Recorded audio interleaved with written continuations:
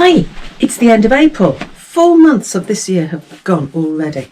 This rate, it'll soon be Christmas. So, second half of this month, I read 6 books. And 2 were from the Women's Long List and 4 were NetGalley arcs. The first one I finished this half of the month was Greek Lessons by Kang, who wrote The Vegetarian.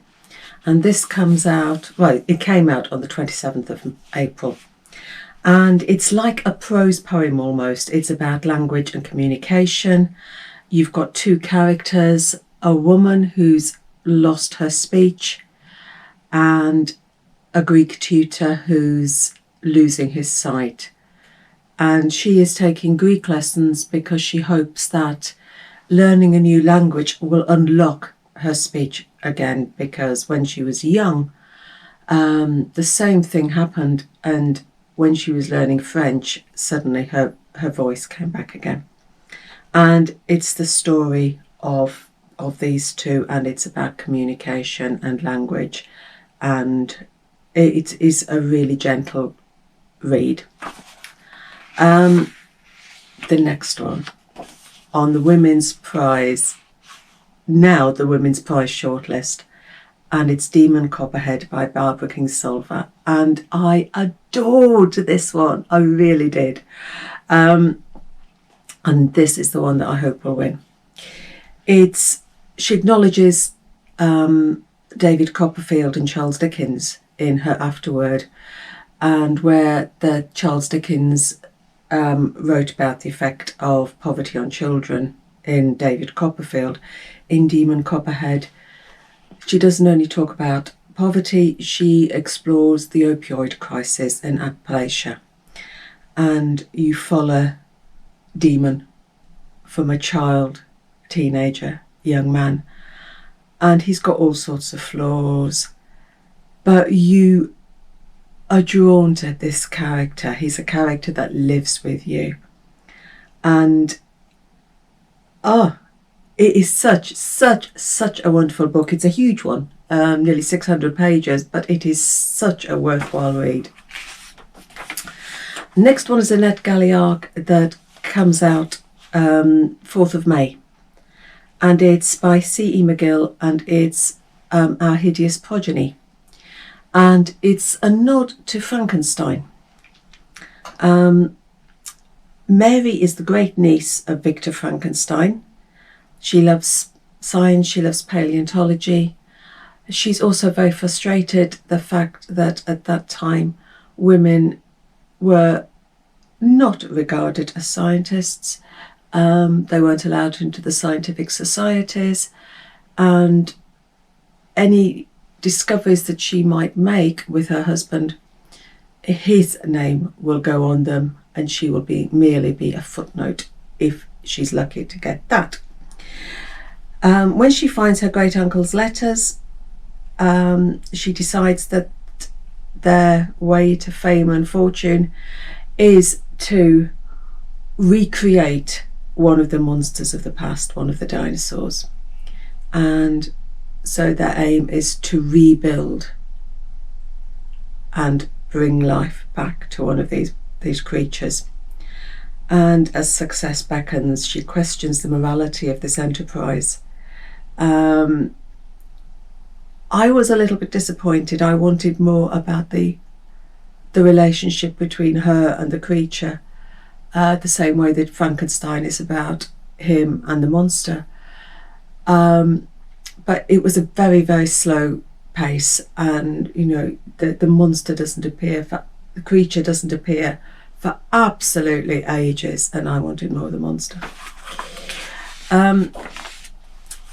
Next one, another NetGalley. This comes out on the 11th of May, and it's The Ghost Theatre by Matt Osman, and this is almost a marriage of historical fiction and magical realism. It's set in Elizabethan England, in Shoreditch, where you've got Southwark, where you've got theatres, bear pits, cockfighting arenas, brothels, all of that going on. And one of our main characters is Shay. She's a bird worshipper. She tells fortunes, and she also goes into these weird trances when she sings that she can't remember what happens. She can't remember the prediction she gives when she's in these trances. Our other character is Nonsuch, who's a boy performer in the Blackfriars Theatre. And when Shay joins the theatre, her predictive act goes, she gets fame, recognition, even she draws the attention of Queen Elizabeth. And then Nonsuch wants to set up a ghost theatre. They like little pop-up theatres, but he's almost inciting revolution, rebellion, and we've got the apprentice riots in here as well. It's a story of betrayal and love, but a really good read as you sort of go over the rooftops of Elizabethan England. Then I went back to the Women's Prize for Fiction long list, and this was The Dog of the North by Elizabeth Mckenzie. You've got Penny Rush, who is 30-something, whose life isn't smooth.